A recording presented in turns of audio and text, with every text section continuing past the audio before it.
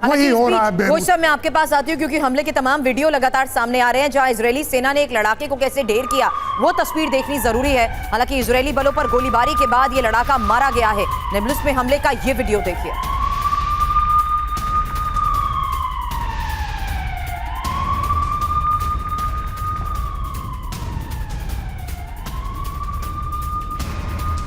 ये सीसीटीवी के जरिए पता लग पा रहा है किस तरीके से इस हमले को अंजाम दिया गया है। और ऐसे कई इलाके हैं जहां पर बीच सड़क पर ही लगातार गोलीबारी की जा रही है। आमने सामने की जंग की लगातार तस्वीरें तो सामने आती थी, लेकिन ये उस वक्त की तस्वीर है जब इजरायली सेना ने एक लड़ाके को ढेर कर दिया और इजरायली बलों पर गोलीबारी के बाद ये लड़ाका मारा गया।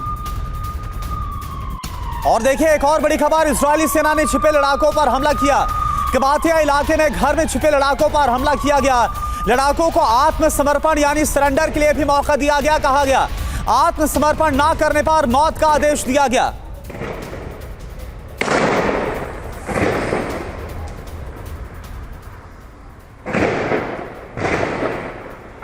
और जंग के बीच इजरायली सेना का बड़ा बयान, लेबनान को लड़ाई में घसीट रहा है हिजबुल्लाह। आईडीएफ की तरफ से यह बयान, हिजबुल्लाह के बढ़ते हमलों से खतरा भी बढ़ रहा है और लेबनान को घसीटने से कुछ हासिल नहीं किया जा सकेगा। हिजबुल्लाह को बहुत कुछ खोना पड़ेगा।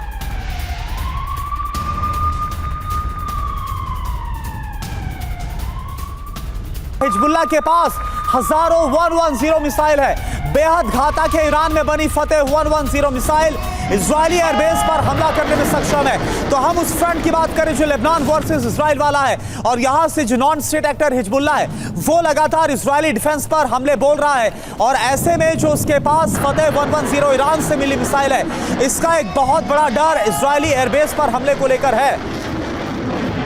ये खतरा आखिर क्यों बढ़ रहा है? दरअसल हिजबुल्लाह की धमकी और इजरायल के डर के पीछे जो बड़ी वजह है वो खतरनाक है। और खतरनाक मिसाइल फतेह 110 को लेकर ही ये इंफॉर्मेशन आपके सामने होगी, क्योंकि ईरान में बनी ये बैलिस्टिक मिसाइल बेहद खतरनाक मानी जाती है। इसकी खूबियां आपको हम बता देते हैं और उसके बाद एक्सपर्ट्स के साथ चर्चा करते हैं, क्योंकि इसकी रेंज 300 किलोमीटर है, स्पीड है 3704 किलोमीटर प्रति घंटा, लंबाई 8.86 मीटर और वजन 3450 किलो, जबकि इसका वॉरहेड 500 किलो का है और अधिकतम 10 मीटर का दायरा इसका माना जाता है, क्योंकि ये सटीक मानी जाती है। राजन कोचर सर, इस बारे में हम चर्चा तो जरूर कर रहे थे, लेकिन निनाद से मैं आपसे इस बारे में जानना चाहूंगी, क्योंकि ईरान की यही सबसे खतरा मजबूती कह लीजिए जो रशिया ने भी इसकी डिमांड कर दी थी, और ये हम रशिया यूक्रेन वॉर के जोन के दौरान भी जिक्र करते आए हैं।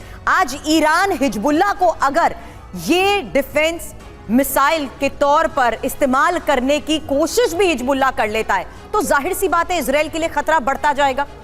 देखिए, बैलिस्टिक मिसाइल्स एक तरह से बैलेंस ऑफ पावर चेंज करती है। हाँ। एक ऑप्शन देती है हिजबुल्लाह जो एक नॉन स्टेट एक्टर है उसको इजराइल के साथ एक इक्वल फुटिंग पे लड़ाई करने का, क्योंकि बैलिस्टिक मिसाइल से जो नुकसान पहुंचता है और उसको जो रोकने का तरीका होता है दोनों लिमिटेड है, नुकसान अनलिमिटेड होता है।